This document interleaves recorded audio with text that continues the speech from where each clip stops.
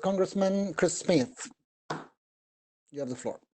Thank you very much, Mr. Secretary General. Thank you and President Serratelli for the tremendous leadership you're providing and for your innovation in making sure that we all come together to discuss these extremely important issues. As lawmakers, all of us are focused almost exclusively on combating the coronavirus pandemic and seeking better ways to mitigate its horrific impact. Like so many of you, I've been pulled away from this important webinar 3 times, one to talk to my governor. We have in New Jersey over 100,000 confirmed cases, over 6,000 dead. All of us are facing a crisis the likes of which none of us have ever seen, with a lot of lessons learned, which we can all share, whether it be on therapeutics or on testing, and we all can learn from each other. Your constituents in each of your countries, like mine, have suffered enormous devastation and loss. Now we are learning that the pandemic puts human trafficking victims at higher risk. As the OSCE Parliamentary Assembly Special Rep on Human Trafficking and prime author of 5 US laws to combat it, including the Trafficking Victims Protection Act, I strongly believe we need to be seriously addressing increased victim vulnerability, especially for women and children, the situation of both current victims and survivors of trafficking, the heightened insecurity of victims in 2020 and beyond, as government and philanthropic resources will likely be diminished, and ensuring a sustained and robust criminal justice response during and after the pandemic. First and foremost, we must renew and reprioritize the fight against human trafficking. Traffickers haven't shut down their cruel trade. They haven't gone on a holiday. Victims still need to be rescued. Survivors still need assistance. And vulnerable people have been made even more vulnerable by both the virus and the terrible impact on the global economy.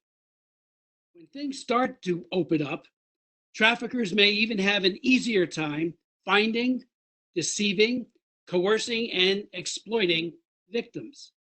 New patterns of exploitation are already emerging, as I know all of you know, with increased online activity, the greater use of social media and social distancing practicing.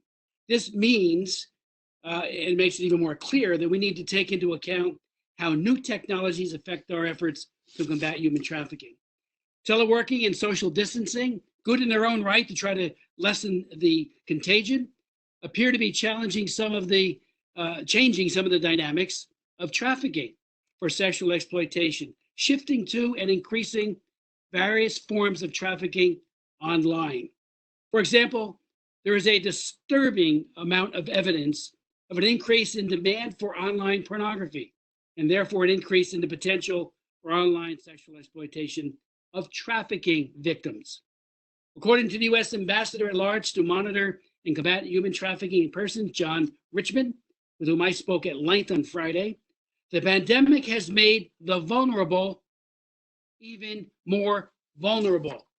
He said there are anecdotal reports from several OSCE countries, including my own, that online child sexual abuse and access to websites that host such exploitation has increased.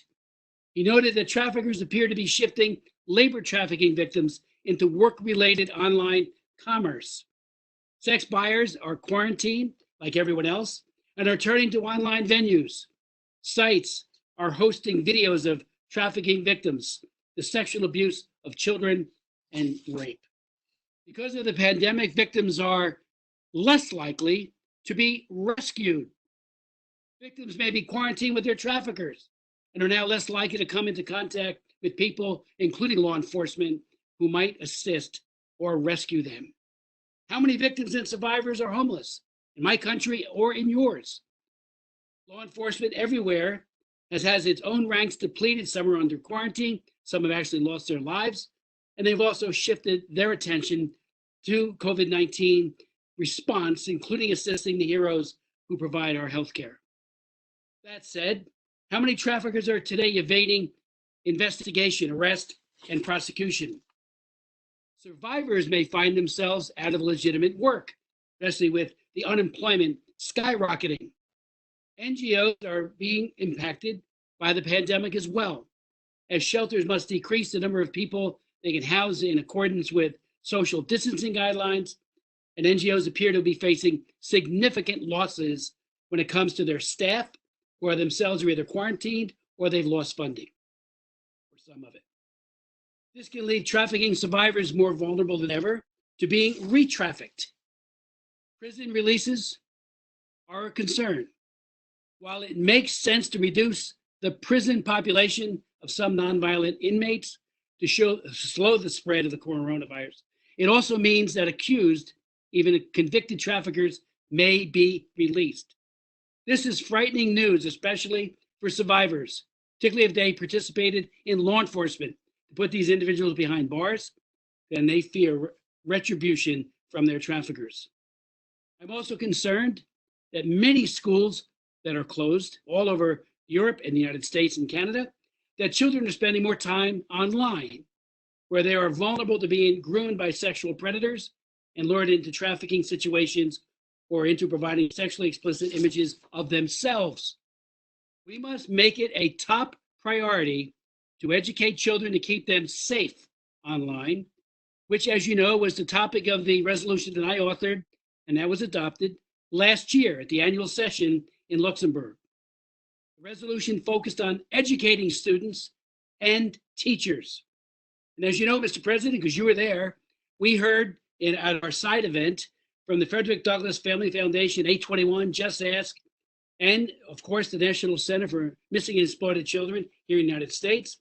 From them, they all developed curriculum that is age appropriate to try to help children and educators empower their students so they don't become victims too. We as lawmakers, finally, and I'll say this, need to be aware of new technologies that are being used in financial transactions. They are growing by the day.